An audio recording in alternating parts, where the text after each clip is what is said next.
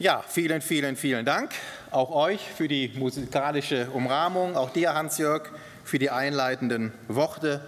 Und Sie alle darf ich natürlich auch ganz, ganz herzlich grüßen und willkommen heißen zu unserem Gottesdienst hier in der Zionshalle. Und ja, bevor wir ins Wort einsteigen, möchte ich auch noch kurz mit uns beten. Ja, Herr Jesus Christus, wir wollen dir jetzt von Herzen Dank sagen für diesen Gnadentag heute, dass du uns heute Morgen hierher geführt hast, Herr. Dank sagen für die Gemeinschaft, die wir jetzt mit dir haben dürfen, Herr. Und so bitten wir dich auch, dass du alles Störende hinwegnimmst, dass wir uns konzentrieren dürfen, Herr, was du uns zu sagen hast. Konzentrieren dürfen auf die Gemeinschaft mit dir. Hab Lob und Dank dafür. Amen. Ja, das Thema lautet Jesus Christus, Sohn Gottes oder Sohn des Menschen. Und interessant ist ja, dass wir aus der in der Einleitung gelesenen Textstelle aus Markus Kapitel 14 erfahren, wie sich der Herr Jesus ja selbst sowohl als Sohn Gottes als auch als Sohn des Menschen offenbart hat. Wir haben es gelesen, denn so heißt es hier in Markus Kapitel 14 in den Versen 61 und 62, als der Hohepriester den Herrn Jesus fragt, ja, bist du der Christus, ne? Bist du der Messias, der Sohn des Hochgelobten, also der Sohn Gottes? Und Jesus daraufhin erwiderte, ja, ich bin es. Hiermit hat der Herr Jesus also bezeugt, dass er der Sohn Gottes ist. Aber interessanterweise in demselben Satz eigentlich nahtlos spricht der Herr Jesus ja ebenso von sich als dem Sohn des Menschen. Denn so geht es ja dann weiter und ihr werdet den Sohn des Menschen. Nicht den Sohn des Hochgelobten, nein, ihr werdet den Sohn des Menschen sitzen, sehen zur Rechten der Macht und kommen mit den Wolken des Himmels. Es ist also jetzt keineswegs so, dass jetzt die Priester gesagt hätten, nein, nein, nein, du bist nicht der Sohn Gottes, sondern nur ein Sohn des Menschen. Nein, sondern Jesus selbst bezeugt, dass er ein Sohn des Menschen ist. Ja, aber ist das denn nicht ein Widerspruch? Kann Jesus denn wirklich beides sein? Sohn Gottes und Sohn des Menschen?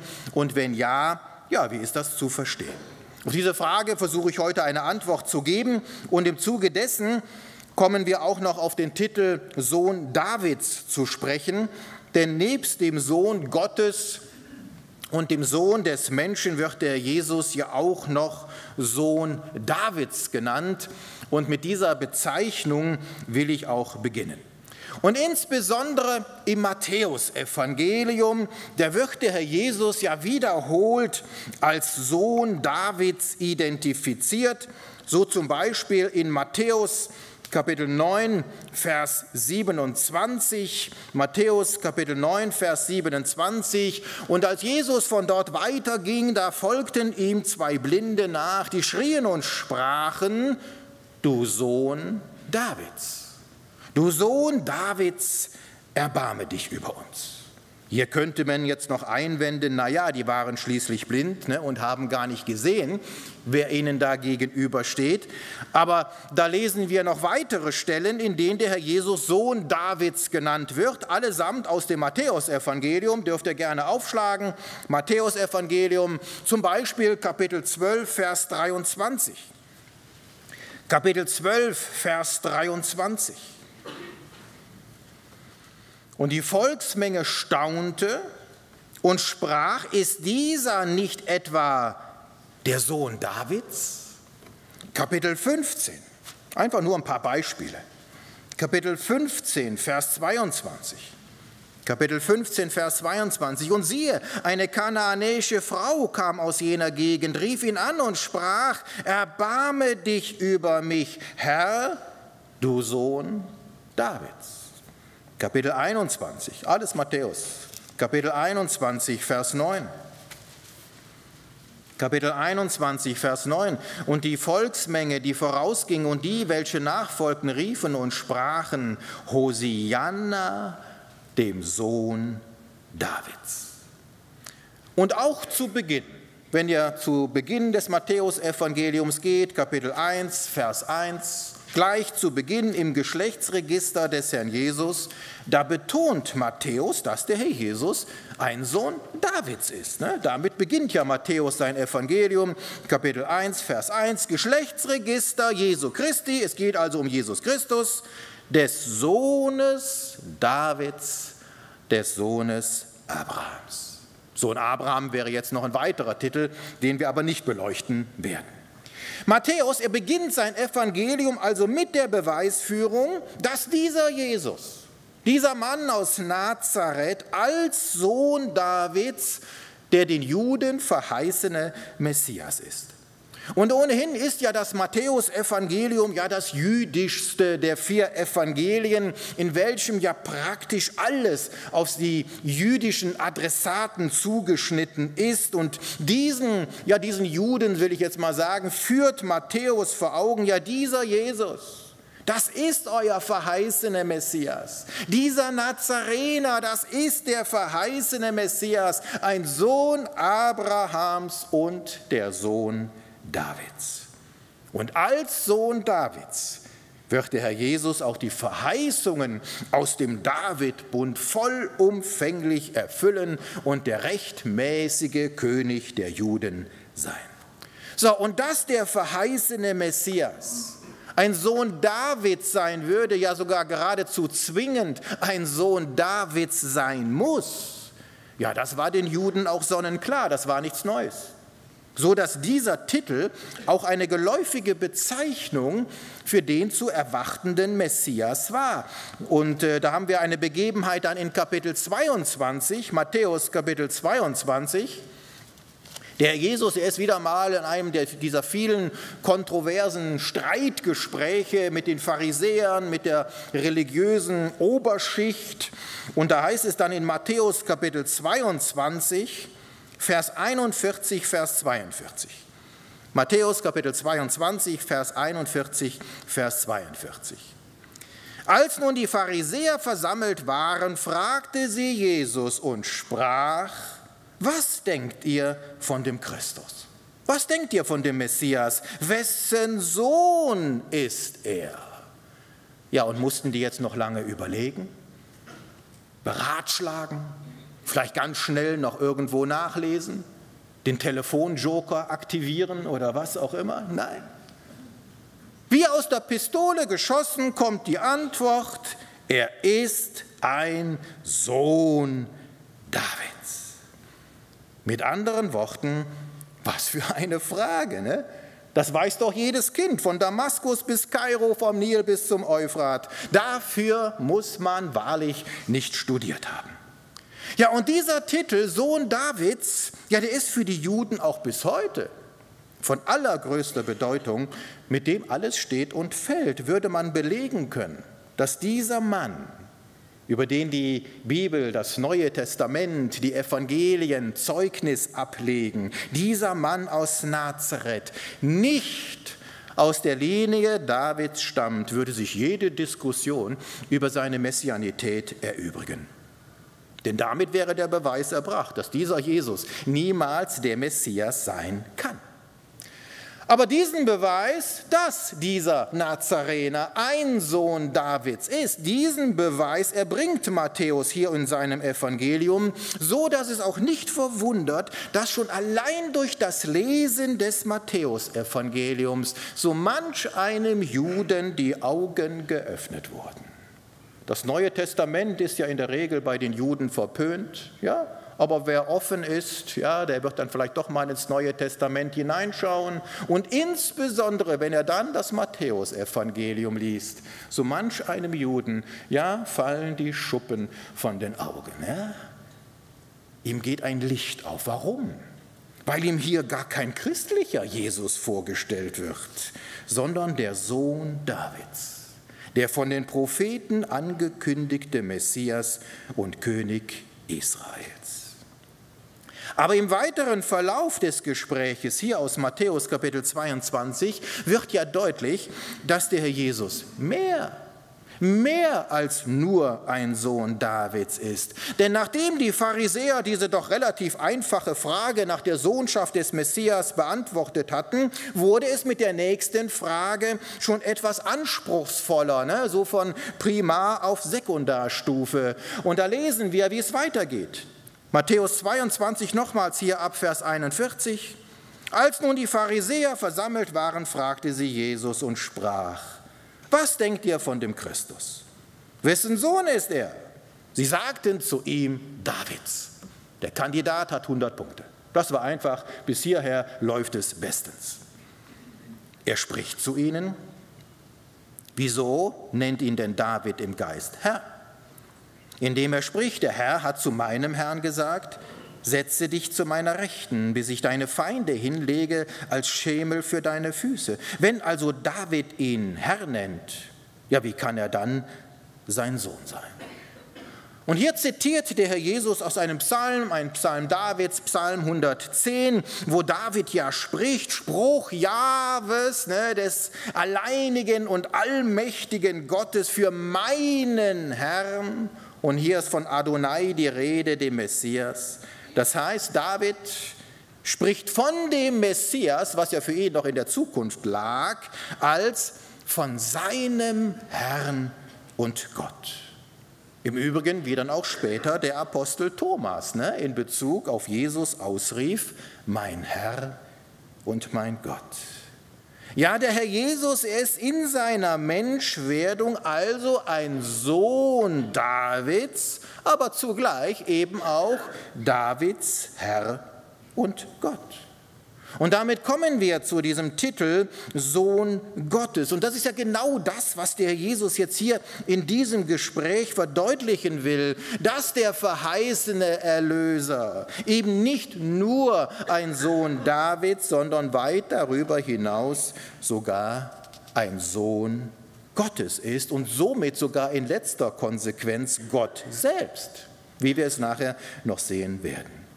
Und mit dieser Feststellung beginnt auch Markus sein Evangelium. Markus Kapitel 1, Vers 1, Anfang des Evangeliums von Jesus Christus, also auch hier, wie bei Matthäus, geht es um Jesus Christus, dem Sohn Gottes.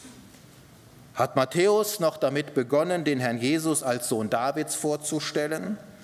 So betont Markus, dass der gleiche Jesus Sohn Gottes ist. Und Sohn Gottes bedeutet jetzt nicht einfach nur ein Nachkomme von, ne, so wie wir alle ja auch Nachkommen von unseren Eltern und von unseren Großeltern sind. Nein, Sohn Gottes heißt von Gottes Art, von Gottes Wesen. Und so heißt es zum Beispiel im Johannesevangelium in Kapitel 1, Vers 18. Niemand hat Gott je gesehen. Der eingeborene Sohn, der im Schoß des Vaters ist, der hat Aufschluss über ihn gegeben. Und zunächst einmal, so als kleiner Einschub sei gesagt, dass diese Übersetzung eingeborener Sohn, ja, heutzutage für unsere Ohren sicherlich etwas ungewöhnlich klingt. Im Griechischen steht hier einfach das Wort monogenes. Und monogenes, das besagt so viel wie einzig, einzig in seiner Art. Und folglich könnten wir auch übersetzen, statt eingeborener Sohn vielleicht einzigartiger Sohn oder alleiniger Sohn. Ja, geradezu ein Unikat, etwas noch nie Dagewesenes. Oder wir könnten auch sagen, eben nicht ausgeboren, sondern eben eingeboren. Etwas völlig Einzigartiges, was es noch nie gegeben hat und auch nie mehr geben wird. Und das ist auch das, was ja insbesondere Johannes in seinem Evangelium herausstellt, nämlich die Tatsache, dass der Sohn Gottes selber Gott ist und somit eben einzigartig, unvergleichlich, mit nichts zu vergleichen, von Ewigkeit zu Ewigkeit, ohne Anfang und ohne Ende. Ja, und auch diese Bezeichnung hier im Schoß des Vaters zielt praktisch in die gleiche Richtung. Denn der Herr Jesus, er kommt nicht nur aus dem Schoß des Vaters, sondern er ist im Schoß des Vaters. Mit anderen Worten, Jesus ist Gott. Im Schoß des Vaters bedeutet, dass der Jesus direkt aus Gott kommt und keinen leiblichen Vater, keine leiblichen Ahnen, Urahnen und so weiter und so fort hat. Und so heißt es ja auch im Geschlechtsregister von Lukas, in Lukas Kapitel 3, Vers 23, Lukas Kapitel 3, Vers 23, und Jesus war, wie man meinte, ein Sohn Josefs. Wie man meinte, ja manchmal muss man auch das Kleingedruckte lesen, ne? Wie man meinte, ja mit anderen Worten, er war es aber gar nicht. Jesus, er war kein Sohn Josefs, wie man logischerweise angenommen hat. Und Josef selber, ja, war ja nicht umsonst, ne? Auch derart irritiert, als seine Verlobte Maria entsprechend dann schwanger war. Ja, und auch im Geschlechtsregister von Matthäus beachte man die Formulierung, wenn es nämlich in Matthäus Kapitel 1, Vers 16 lautet, Matthäus Kapitel 1, Vers 16, Jakob zeugte den Josef. Ja, und dann geht es eben nicht weiter mit den Worten, und Josef zeugte Jesus. Das wäre ja eigentlich die logische Fortsetzung, aber nein. Jakob zeugte den Josef, den Mann der Maria, von welcher Jesus geboren ist, der Christus genannt wird. Hier wechselt das Geschlechtsregister von der männlichen Linie urplötzlich auf die weibliche Ebene, so wie es bereits im ersten Buch Mose, Kapitel 3, ja auch angedeutet wird, 1. Mose 3, Vers 15, die erste Verheißung auf den Messias, auf den kommenden Erlöser, wo geschrieben steht, dass der Same der Frau den Widersacher zur Strecke bringen wird. Wohlgemerkt der Same der Frau und nicht der Same des Mannes, wie man es eigentlich erwarten sollte und wie es auch menschlich gesprochen logischer wäre. Also wir sehen, wie genau die Bibel ist, man muss halt nur richtig lesen. Und folglich ist auch diese ganze Diskussion, ob man jetzt Jungfrau Maria womöglich auch einfach nur als junge Frau Maria übersetzen kann, ja diese Diskussion ist völlig überflüssig. Da nämlich der ganze Textzusammenhang eigentlich schon beginnend mit 1. Mose, Kapitel 3, Vers 15, der ganze Textzusammenhang überhaupt gar keinen anderen Schluss zulässt als die Jungfrauschaft Marias. Alles andere geht gar nicht auf. Da kann man sich verbiegen, wie man will. Und um es in aller Deutlichkeit zu sagen, wer behauptet, Jesus sei nicht von einer Jungfrau geboren worden, der hat schlicht und ergreifend keine Ahnung von der Bibel. Oder wie mein Vater immer zu sagen pflegte, der hat zwar Ahnung, nur zu wenig. Ja, das war immer der Spruch meines Vaters. Also, Jesus ist Gottes Sohn. Das heißt von Gottes Art, von Gottes Wesen, aus des Vaters Schoß, im Schoß des Vaters. Jesus kann gar keinen leiblichen Vater gehabt haben, denn ansonsten käme er nicht aus dem Schoß des himmlischen Vaters, sondern aus dem Schoß oder aus dem Samen irgendeines Mannes. Und das heißt, Jesus ist nicht göttlich, sondern Gott, einzig in seiner Art. Und genau so haben die Juden das auch verstanden. So zum Beispiel auch nach der Heilung eines Mannes am Teich Bethesda, da heißt es dann in Johannes Kapitel 5, Vers 18. Johannes Kapitel 5, Vers 18. Darum suchten die Juden nun noch mehr, ihn zu töten. Und dann haben wir quasi wie so eine kleine Steigerung hier drin, ne? Sie suchten ihn zu töten. Ja, warum?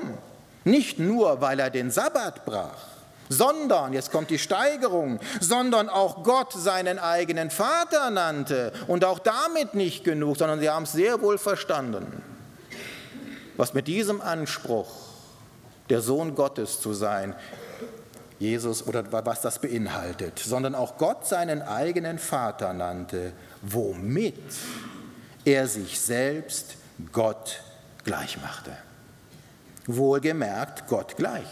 Nicht Gott ähnlich oder so ein bisschen göttlich, nein, der Herr Jesus, er setzt sich auf eine Stufe mit Gott. Ein unglaublicher Anspruch, wenn Jesus nicht wirklich Gott wäre. Eine Anmaßung sondergleichen, Gotteslästerung, wie sie schlimmer nicht sein könnte. Und wir sehen ja dann auch an der Reaktion, insbesondere der religiösen Führungsschicht, dass diese mit dem Titel Sohn Gottes sehr wohl den Anspruch des Herrn Jesus verstanden hatten, nämlich den Anspruch, Gott zu sein. Ja, man kann die Gottheit des Herrn Jesus in Frage stellen, aber dann müssen wir die ganze Bibel in Frage stellen. Und gerade im Johannesevangelium wird die Gottheit des Herrn Jesus auch herausgestellt, so auch gleich zu Beginn. Johannes Kapitel 1, Vers 1.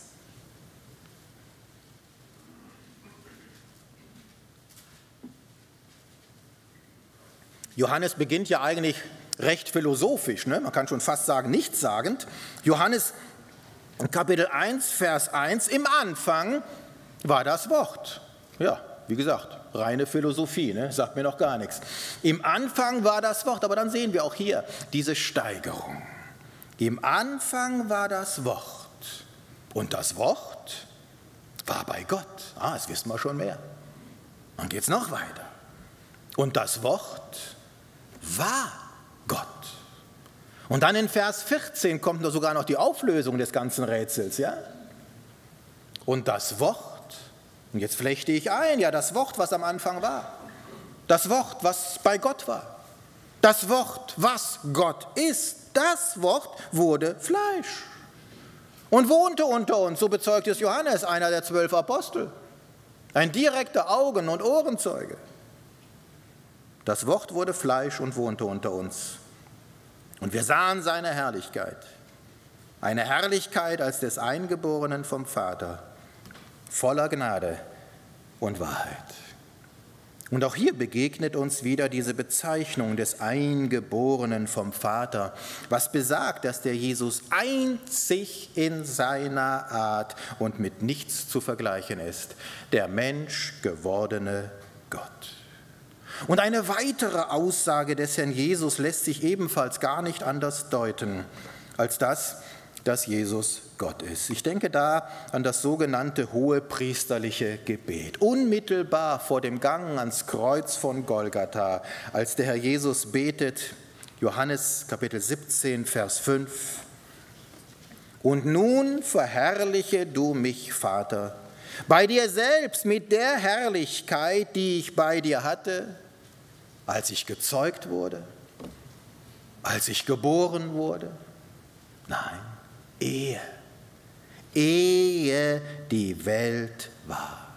Ehe die Welt war, also von Ewigkeiten her, ohne Anfang und ohne Ende. Jesus ist ewig und so frage ich, ewig kann nur Gott sein.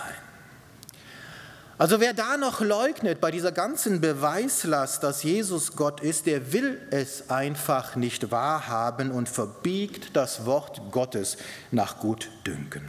Ja, und wenn wir uns dann noch die Stelle aus Johannes Kapitel 8 anschauen, so wird auch dort deutlich, dass der Jesus sich ja selbst klar und deutlich als Gott zu erkennen gab und die religiöse Führungsschicht dies auch sehr wohl so verstanden hat. Johannes Kapitel 8, der Jesus ist wieder in so einem Gespräch mit den Juden, ja, und dann heißt es Johannes 8 ab Vers 56, Johannes Kapitel 8 ab Vers 56, Abraham, euer Vater. Oh, da waren die Juden ja stolz drauf. Sie haben sich immer wieder auf Abraham berufen. Ne? Abraham, wir sind Kinder Abrahams. Und Jesus sagt, Abraham, euer Vater, frohlockte, dass er meinen Tag sehen sollte. Und er sah ihn und freute sich. Da sprachen die Juden zu ihm, du bist noch nicht 50 Jahre alt und hast Abraham gesehen? Jesus sprach zu ihnen, wahrlich, wahrlich, ich sage euch, ehe Abraham war. Also auch hier, nicht als Abraham war, vor gut 2000 Jahren, ne? Abraham hat ja ungefähr 2000 Jahre vor Jesus gelebt. Als Abraham war, da bin ich schon gewesen. Ich meine, das wäre ja schon nicht ganz normal. Aber er geht ja sogar noch einen Schritt weiter. Ehe Abraham war, bin ich. Und als Reaktion darauf, dann Vers 59, da hoben sie Steine auf, um sie auf ihn zu werfen. Ja, warum wohl? Weil er nicht ganz bei Trost war? Mischugge, ne, sagt man im Hebräischen. Verrückt. Nein, sie wollten ihn steinigen, weil er sich hiermit klar als Gott zu erkennen gab. Ja, und der Herr Jesus, denken wir doch einfach mal menschlich, logisch, der Herr Jesus, der hätte ja geradezu fahrlässig mit seinem Leben gespielt, wenn er nicht Gott wäre und sich dann so widersprüchlich und missverständlich äußert. Hätte er nicht hier während dieser Begebenheit, später dann, ich sag mal spätestens im Garten Gethsemane, aber auch wirklich aller spätestens vor dem Hohen Rat sagen sollen, oha, da habt ihr mich aber völlig missverstanden, so habe ich das doch gar nicht gemeint. Aber nein, in diesem Punkt haben die Mitglieder des Hohen Rates sehr wohl richtig verstanden, was ihnen der Herr Jesus zu sagen gab. Ich bin der Sohn des Hochgelobten und somit Gott selbst. Aber wie wir bereits festgestellt haben, wird der Jesus nicht nur Sohn Abrahams, Sohn Davids und Sohn Gottes genannt, sondern auch noch als Sohn des Menschen bezeichnet. Und da kommen wir auf unseren eingangs gelesenen Text zurück. Gehen wir nochmal ins Markus-Evangelium, Kapitel 14. Diese Begebenheit, als der Jesus vor dem Hohen Rat steht und der Hohepriester ihn fragt, Markus 14, Vers 61, Vers 62, bist du der Christus, der Sohn des Hochgelobten? Jesus aber sprach, ich bin's. Und ihr werdet den Sohn des Menschen sitzen sehen zur Rechten der Macht und kommen mit den Wolken des Himmels. Ja, in einem Atemzug spricht der Herr Jesus über sich als Sohn Gottes und Sohn des Menschen. Und dieser Titel kommt auch an anderen Stellen, nämlich jetzt hauptsächlich im Markus-Evangelium vor. So zum Beispiel in diesen zwei folgenden Stellen, sind nur zwei Beispiele. Markus Kapitel 2, Vers 28, Markus Kapitel 2, Vers 28. Also ist der Sohn des Menschen Herr auch über den Sabbat. Markus 2, Vers 10, damit ihr aber wisst, dass der Sohn des Menschen Vollmacht hat, auf Erden Sünden zu vergeben. Ja, aber was ist der Herr Jesus denn jetzt? Sohn Gottes oder Sohn des Menschen? Oder anders gefragt, ja, ist Jesus Gott oder ist Jesus Mensch? Und diese Frage, die ist ja gar nicht so neu. Bereits mit Gründung der ersten Gemeinden, ja vielleicht sogar schon davor, da stritt man sich ja über diese sogenannten zwei Naturen des Herrn Jesus, über sein Gottsein, wie auch über sein Menschsein. Und bis heute gibt es Strömungen, die sagen, ja, Jesus ist Gott, selbstverständlich, aber er war nie ein Mensch. Umgekehrt, Jesus ist Mensch, selbstverständlich, ein Prophet, und was weiß ich nicht, was alles, aber er ist kein Gott. Aber auch hier ist es wieder interessant, das Kleingedruckte zu lesen und zu beachten, was der Herr Jesus hier überhaupt sagt. Noch einmal hier Markus 2, Vers 28. Also ist der Sohn des Menschen Herr auch über den Sabbat.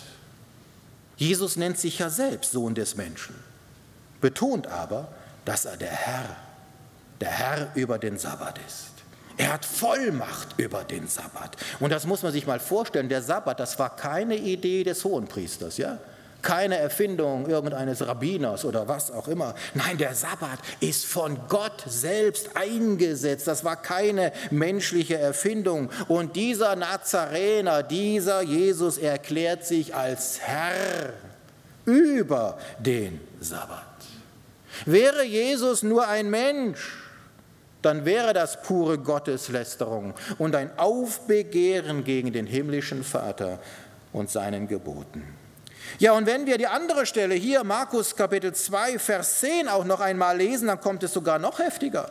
Und da lesen wir des Zusammenhangs wegen mal die Verse 9 bis 12. Markus Kapitel 2, die Verse 9 bis 12. Der Herr Jesus hat zuvor einem Gelähmten die Vergebung der Sünden zugesprochen. Oha. So, und dann heißt es, das hat natürlich Irritationen hervorgerufen, ja. Er spricht dem Gelähmten die Vergebung der Sünden zu. Und dann heißt es, Markus Kapitel 2, dann ab Vers 9, ja, was ist leichter? Was ist leichter, zu dem Gelähmten zu sagen, dir sind die Sünden vergeben, oder zu sagen, steh auf und nimm deine Liegematte und geh umher. Und jetzt kommt die Aussage hier aus Vers 10, damit ihr aber wisst, dass der Sohn des Menschen Vollmacht hat, auf Erden Sünden zu vergeben. Sprach er zu dem Gelähmten, ich sage dir, steh auf und nimm deine Liegematte und geh heim. Und er stand sogleich auf, nahm seine Liegematte und ging vor aller Augen hinaus, so dass sie alle erstaunten, Gott priesen und sprachen, so etwas haben wir noch nie gesehen. Ja, was ist hier passiert? Auch hier bezeichnet sich der Jesus als Sohn des Menschen. Aber die Vollmacht, Sünden zu vergeben, die hat doch kein Mensch. Diese Vollmacht hat nur Gott allein, und zwar einzig und allein Gott. Und wir merken somit also sehr schnell, ja, der Titel Sohn des Menschen steht keineswegs im Widerspruch zum Sohn Gottes, sondern betont, dass der Sohn Gottes ganz und gar Mensch geworden ist. Darum geht es. So wie es ja auch Johannes in seinem Evangelium sagt, das Wort wurde Fleisch, Gott wurde Mensch. Und denken wir auch an die Aussage aus dem Philipperbrief, ein kleiner Ausflug in die Briefe. Philipper Kapitel 2, die Verse 5 bis 8. Philipper 2, die Verse 5 bis 8. Denn ihr sollt so gesinnt sein, wie es Christus Jesus auch war. Der, als er in der Gestalt Gottes war, in der Gestalt Gottes, auch hier könnte man sagen, im Schoß des Vaters, ja, in der Gestalt Gottes war, es nicht wie einen Raub festhielt, Gott gleich zu sein, sondern er entäußerte sich selbst, nahm die Gestalt eines Knechtes an und wurde wie die Menschen. Und in seiner äußeren Erscheinung als ein Mensch erfunden, erniedrigte er sich selbst und wurde gehorsam bis zum Tod. Ja, bis zum Tod am Kreuz. Ja, und wenn wir bedenken, dass der Herr Jesus als Sohn Gottes ganz und gar Mensch geworden ist, um in den Tod zu gehen, das war ja seine Mission, ja, um in den Tod zu gehen, dann müssen wir uns zugleich die Frage stellen, ja, kann Gott denn sterben? Ja, natürlich nicht.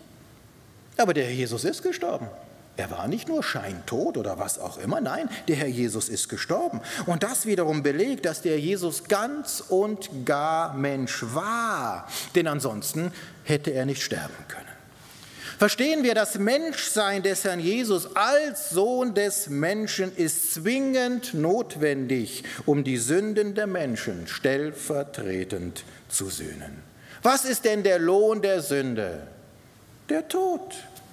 Und das verdeutlicht, dass es nicht damit getan war, dass Gott einfach mal auf die Erde kommt, um mal kurz nach dem Rechten zu schauen. Nein, sondern Gott wurde Mensch, um den Lohn der Sünde, sprich den Tod, stellvertretend für den verlorenen Menschen zu sühnen. Ja, der Sohn Gottes musste sterben, weil es die einzige Möglichkeit war, den Menschen mit Gott zu versöhnen. Das übersteigt unseren Horizont, zumindest mal meinen, ja. Aber ohne den Sohn des Menschen wäre Karfreitag ein völlig unbedeutender Tag und der Auferstehungssonntag nie geschehen. Und hier will ich jetzt einfach auch noch mal auf die Jungfraugeburt zurückkommen. Ja, warum? Ja, weil viele sagen, das ist doch egal, ob der jetzt von der Jungfrau geboren wurde oder nur von einer jungen Frau. Hauptsache, er ist geboren worden. Nein, das ist eben nicht egal. Die Jungfraugeburt, das ist keine unbedeutende Nebensächlichkeit, sondern sogar eine absolute, zwingende Notwendigkeit. Nochmals, kein Mensch kann Sünden vergeben. Kein Mensch kann den Tod besiegen. Folglich muss der Herr Jesus Gott sein, denn er hat Sünden vergeben und er hat den Tod besiegt. Aber Gott wiederum kann nicht sterben. Gott wiederum kann unmöglich leibliche Eltern haben, denn dann wäre er ja selbst in Sünde geboren und auch nicht von Ewigkeit her. Die Rechnung, dass Jesus als Gott Mensch geworden ist, diese Rechnung geht nur auf, wenn er von einer Jungfrau geboren wurde. Und das bedeutet, wer die Jungfraugeburt leugnet, der kann in dem Sinne gar nicht an Jesus als Gott und Mensch glauben, denn das ist ein Widerspruch in sich. Jesus ist der Mensch gewordene Gott, weswegen er sich sowohl als Sohn Gottes als auch als Sohn des Menschen zu erkennen gab. Und auch dieser Titel, Sohn des Menschen, war den Juden ja nicht unbekannt. Denn in der Prophezeiung aus Daniel Kapitel 7, hier Vers 13, da heißt es, und siehe, mit den Wolken des Himmels kam einer wie der Sohn eines Menschen. Und ihm wurde Herrschaft und Ehre und Königtum gegeben. Und alle Völker, Nationen und Sprachen dienten ihm. Ja, und wenn der Herr Jesus von sich als den Sohn des Menschen gesprochen hat, und das hat er ja auch dann zu guter Letzt vor dem Hohen Rat getan, vor den Hohenpriester, er hat sich als Sohn Gottes zu erkennen gegeben und zugleich als Sohn des Menschen. Und damit war seinen jüdischen Zuhörern, die ja diese Verheißung hier aus Daniel Kapitel 7 kannten, sehr wohl klar, was er damit aussagte. Nämlich, ich bin der, über den die Propheten des alten Bundes geweissagt haben. Ja, ich bin die Erfüllung des alten Bundes. Jesus Christus, Sohn Gottes oder Sohn des Menschen? Nun, er ist beides. Und beides war nötig, um dich und mich vor dem ewigen Verderben zu retten. Zusammenfassend können wir also sagen, dass der Titel Sohn Davids ja sein jüdischer Name ist, der insbesondere im Matthäusevangelium Erwähnung findet und in welchem herausgestellt wird, dass der Jesus, der den Juden verheißene Messias ist, der einst seine ewige Königsherrschaft ausüben wird. Der Titel Sohn Gottes ist ein göttlicher Name, der klar belegt, dass der Jesus nicht nur Gott ähnlich, sondern selber Gott ist, aus dem Schoß des Vaters, im Schoß des Vaters, von Ewigkeiten her. Jesus ist Gott und nicht göttlich. Und der Titel Sohn des Menschen ist wiederum sein menschlicher Name, der ihn mit seinem Auftrag hier auf Erden verbindet. Als Mensch erlitt der Sohn Gottes Hohn und Spott. Als Mensch wurde er verraten, gefangen genommen und gefoltert. Als Mensch wurde er versucht wie wir, jedoch ohne Sünde. Und als Mensch ging der Herr Jesus ans Kreuz und in den Tod. Dem Herrn sei es gedankt. Amen. Ich möchte noch mit uns beten. Ja, Herr Jesus Christus, wir wollen dir einfach von Herzen Dank sagen für diese Tatsache deiner Erniedrigung, dass du die Herrlichkeit beim Vater freiwillig verlassen hast, dass du dich derart erniedrigt hast, dass du als Knecht auf die Erde gekommen bist, um ganz und gar Mensch zu werden, um dich foltern zu lassen, um Hohn und Spott über dich ergehen zu lassen, um schlussendlich in den Tod zu gehen, um diesen zu besiegen. Wir wollen dir von Herzen Dank sagen, dass der Tod dich nicht festhalten konnte und dass du auferstanden bist aus den Toten und somit den Lohn der Sünde bezahlt hast. Für mich und für einen jeden, der heute Morgen hier in der Zionshalle zugegen ist. Du bist in den Tod gegangen, damit wir leben können. Du hast uns versöhnt mit dem himmlischen Vater, dass wir als Sünder nun als gerecht gesprochene und geheiligte Kinder Gottes vor diesem souveränen, alleinigen Gott stehen dürfen. O Herr, was für ein Vorrecht. Hab Lob und Dank, Herr, für diese Gnade. Amen.